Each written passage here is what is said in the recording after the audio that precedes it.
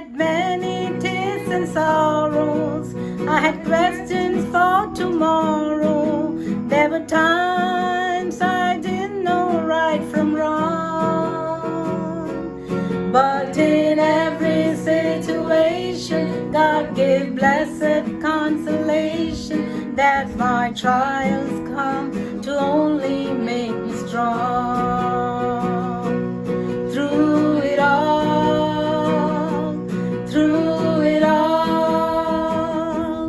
I have learned to trust in Jesus. I've learned to trust in God. Through it all,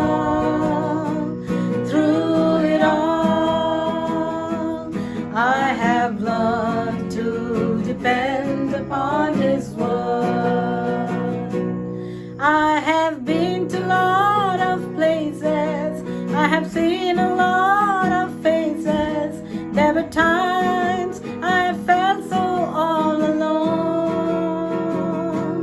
But in my lonely hours, yes, those precious lonely hours, Jesus let me know that I was His own. Through it all,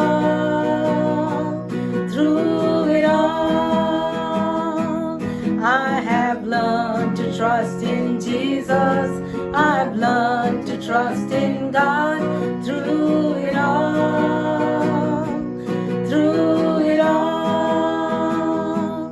I have learned to depend upon His word. Greetings to everyone in Jesus' matchless name. We turn to Luke chapter 10, verses 36 to 37. And he said,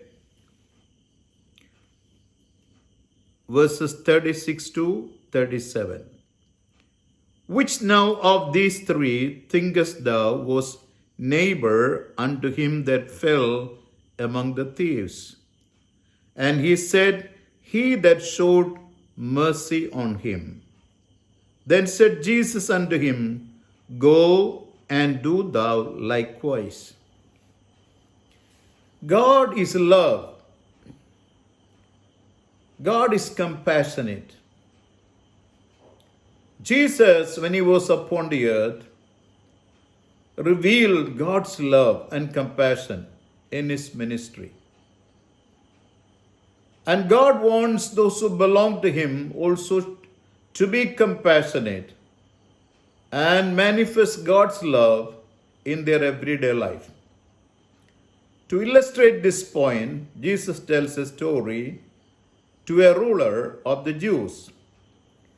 Now, when you read from Luke 10:30 to 37, Jesus tells the story of the Good Samaritan. I read a portion here. Luke 10, verse 30. Jesus answering said, a certain man went down from Jerusalem to Jericho and fell among thieves, which stripped him of his raiment and wounded him and departed, leaving him half dead. And by chance there came down a certain priest that way, and when he saw him, he passed by on the other side. And likewise a Levite, when he was at the place, came and looked on him, and passed by on the other side. Verse 33, and a certain Samaritan, as he journeyed, came where he was, and when he saw him, he had compassion on him. He went out to him, bound up his wounds, pouring oil and wine, set him on his own beast, and brought him to an inn, and took care of him. On the morrow, when he departed, he took out 2 pence, and gave him to the host, and said unto him, take care of him, and whatsoever thou spendest more, when I come again, I will repay thee. So we are all familiar with this story. Jesus reveals to humanity how we should show compassion to other people. Jesus, in this story, tells us about a man who traveled from Jerusalem to Jericho. Jerusalem means the foundation of peace. Jericho was a cursed city, and God sent judgment upon that city. And there was a mighty war during the time of the journey of the Israelites to the land of Canaan at Jericho, and God's children praised God, and then the wall of Jericho fell down. So Jericho was very much known to everybody. So from Jerusalem, that is the city of peace, a man is traveling to Jericho. This symbolizes the spiritual deterioration of a person who belongs to God. From his relationship with God, he slowly goes away from that connection, and he goes along the broad way of destruction. As this man travels from Jerusalem to Jericho, the cursed city, from the city of peace, where the temple was, where the king was abiding, he left the place, traveled a long distance, is nearing Jericho. On the way, he was caught by the thieves. In John 10, verse 10, Jesus says, "The thief comes to steal, to kill, and to destroy men's lives. But I came that you may have life, and life in abundance."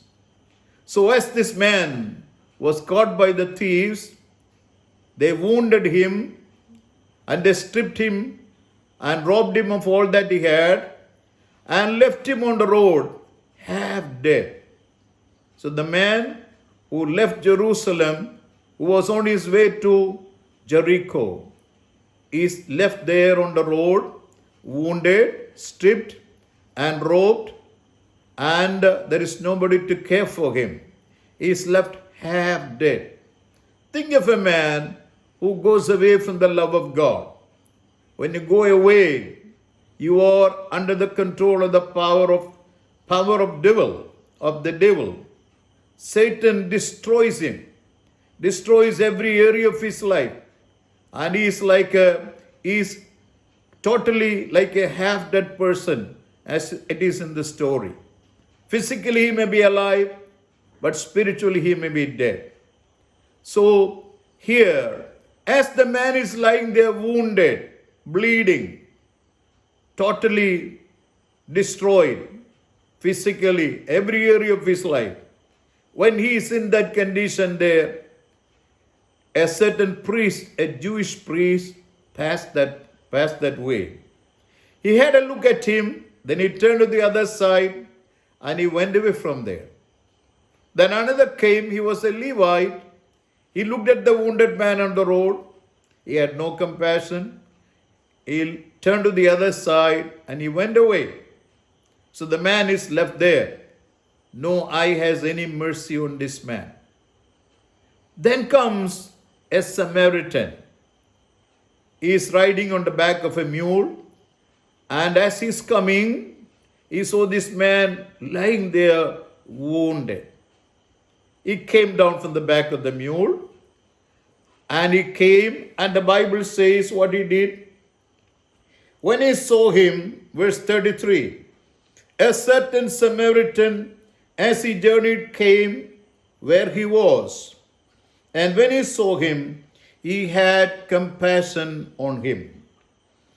He went down to him and bound up his wounds, pouring in oil and wine, set him on his own beast, and brought him to an inn and took care of him. Think of the compassion of this Samaritan. When the priest that went past that way had no compassion on him, when the Levite who had a look at him had no compassion on him, then the Samaritan comes. he had compassion on that man. And what did he do? The Bible says he poured oil and wine on his wounds, and then he set him on his beast. He bound up his wounds. So the Samaritan showed compassion to this man. He bound up his wounds. In Psalm 147 verse 3 you read, the Lord healeth the broken in heart, and he bind up their wounds. The Lord healeth the broken in heart, and he bind up their wounds. Now this good Samaritan showed compassion to this man. He had compassion and he bound up his wounds, pouring in oil and wine, set him on the beast, brought him to an inn, took care of him. What a compassionate man is this. When I look at this Samaritan, I think of God's love for man. I think of Jesus who came down to die for the sins of humanity when nobody had any compassion on a sinner of this world. When you and I were away from God, we who traveled from Jerusalem to Jericho, on our way, when we deviated from the path laid by God for you and I, we were attacked by the evil powers. Our life was in destruction. Then the Good Samaritan came. That is Jesus of Nazareth. He comes that way. He had compassion on you and I. And he bound up our wounds. And he poured wine on our wounds. What is this wine? Wine is symbolic of the blood of Jesus Christ. On the day of the Last Supper, Jesus took the cup and he blessed it and he said, this is my blood in the New Testament shed for you. That symbolizes the blood that was shed for humanity. He pours that wine, that blood on your wounds in your life. And he healeth your wounds. And he poured wine, and also the Bible says he poured in oil. Oil symbolizes the Holy Spirit. So a man who is traveling from Jerusalem to Jericho is controlled by evil spirits, evil power, and is attacked by evil powers. But when the Good Samaritan comes, he pours oil on your wounds. Oil symbolizes the Holy Spirit. Jesus not only cleanses us with his blood, but he gives his Holy Spirit for our sanctification, for leading us in all truths, the Bible says. So after taking him to an inn, what did Jesus do? What did this Good Samaritan do? He stayed that night with the man. Then the next morning, to the innkeeper, he gave 2 pence and he said, take care of this man. Whatever thou spendest more, when I come again, I will repay, he says. So he pays the price for taking care of this man. 2000 years ago, Lord Jesus came into this world. And the Bible says in Isaiah chapter 61 verse 1, the Spirit of the Lord is upon me, the Bible says, to set the captives free and to bind up the wounds of the wounded. So why did Jesus come into this world? He was anointed by the Father, and the Holy Spirit was upon him to do a great ministry. That was the ministry of the Good Samaritan. In Isaiah chapter 61 verse 1, the Spirit of God is upon me, because the Lord has anointed me to preach good tidings unto the meek. He hath sent me to bind up the brokenhearted, to proclaim liberty to the captives, and the opening of the prison to them that are bound. So the Bible says he came to set the captives free and to bind up their wounds. In Isaiah 53 verse 5 you read, surely he was wounded for our transgressions. The chastisement of our peace was upon him. He has borne our griefs and our sorrows. He was wounded for our transgressions, and with his stripes we are healed. He not only binds up our wounds, not only he comforts us and gives us the Holy Spirit. The Bible says, with his stripes we are healed. He paid the price to set you free. He paid the price to heal you. He paid the price to bring forgiveness into your life. He paid the price to bring healing and to have your wounds bound up. Lord Jesus is the Good Samaritan that is being talked about in this story. The Jewish people were religious. They were practicing religion. If you read in the same chapter, if you read from verse 25 to 30, we can see a ruler coming and asking Jesus, Lord Jesus, what should I do to inherit eternal life? Jesus said, what is written there in the Bible, in the word? Verse 27, he said, thou shalt love the Lord thy God with all your heart, with all thy soul, and with all thy strength, with all thy mind, and love thy neighbor as thyself. Then he asked Jesus, who is my neighbor? It is in this context the Lord told this story of the Good Samaritan. When you think about the Good Samaritan, who showed compassion to the wounded man on the road, I think of Jesus, who found me and those who come unto the Lord, wounded, weary, forsaken, and no eye had any compassion on us. In this situation, the living God came down to this world. He who has borne our griefs and our sorrows, he had compassion on you and I. He found us on our way where we were lying wounded, and he carried us on the mule, took us to the inn. The church is the body of Jesus Christ. The church is the place where we are nursed, where we are fed, where we are taken care of when we are spiritually wounded.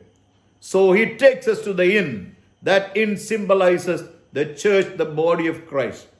So a person who is away from Jerusalem, the city of the King, from the temple of the Lord, who has gone astray from the path of God, is brought back to the presence of God and becomes part of the body of Jesus Christ.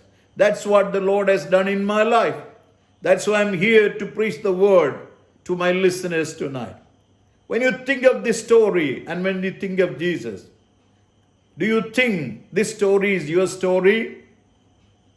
Do you need Jesus in your life to bind up your wounds? The Bible says, he healeth the broken in heart, he binds up their wounds. He was wounded for our transgressions. The chastisement for peace was upon him. Surely he has borne our griefs and our sorrows. When the man is suffering there, the Lord had compassion on him. In the same way, when we have traveled away from the path of God, from heaven he came down. As the man came down from the back of the mule, Jesus descended from heaven, came down to our situation. He looked at our situation. He looked at our sorrow. He saw our pain, our agony, our sin, our difficulty, our wounds. He had mercy on you and I. And he poured wine. He shed his blood for you and I to cleanse you. And he poured oil upon you so that you may grow in the Lord, be blessed and be part of the body of Jesus Christ. Think of what the Lord has done for you. Think of this Good Samaritan. Have you been visited by this Good Samaritan in your life? If you have not come to this Jesus, and if you still remain a wounded man on the road, he is coming your way. When no eye has any mercy on you, his eyes are upon you. He is so compassionate. He is the living God who came down to this world. He wants to wipe away your tears. He wants to pour wine and oil upon your wounds. He wants to bind up your wounds. He wants to take you to the place where you will be taken care of. Remember, he paid the price. He paid the price on the cross of Calvary. He gave his own life to bring you that safety, to that place of safety, and to give you eternal life, and to heal you heal your body and your soul and every area of your life. The thief comes to steal, to kill, and to destroy men's life. Jesus says in John 10:10, I came that you may have life and life in abundance. We have a good Samaritan in Jesus. We have a good Samaritan in Jesus. When no eye has any mercy, when no eye shows any compassion, the priest came, the Levite came. They never had any compassion. But the good Samaritan, that good Samaritan is Jesus. He is coming your way today. He is coming your way. He is looking at you. He wants to bless you. He wants to pour oil and wine upon your wound and take you to the place of rest. And there arrangements are made to take care of you. And He gives the price. He paid the price for you, for your healing, for your deliverance, to set you free totally and to make you blessed and make you a blessing. Shall we close our eyes? Heavenly Father, thank you for your love and compassion, which was manifested in the ministry of Jesus Christ. As the Good Samaritan had compassion on that wounded man who was lying on the road, stripped and forsaken by everybody. No eye had any compassion on that man. Lord, today, as we are in your presence, Lord, you know where we are in our relationship with you. Lord Jesus, have compassion on your people. You are the Good Samaritan. You paid the price on the cross of Calvary to deliver us, to set us free, to set the captives free. Lord, as your children have listened to the word, I pray for their deliverance. I pray, my Lord, that wine and oil be poured upon their wounds. Let your hand come down to touch them. Lord, you paid the price to give them a new life. In the same way, Lord, I pray in the name of Jesus to set them free by your power. Let your Holy Spirit be released upon your people. Let every evil power that are disturbing their life, taking away their peace and joy, come out of their lives. Let the power of the Holy Spirit descend upon them.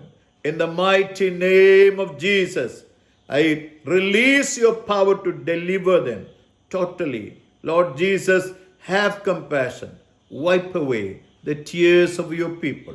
Bless them with a new life. In the name of Jesus, I release your blessings. Thank you for hearing my prayer. Amen.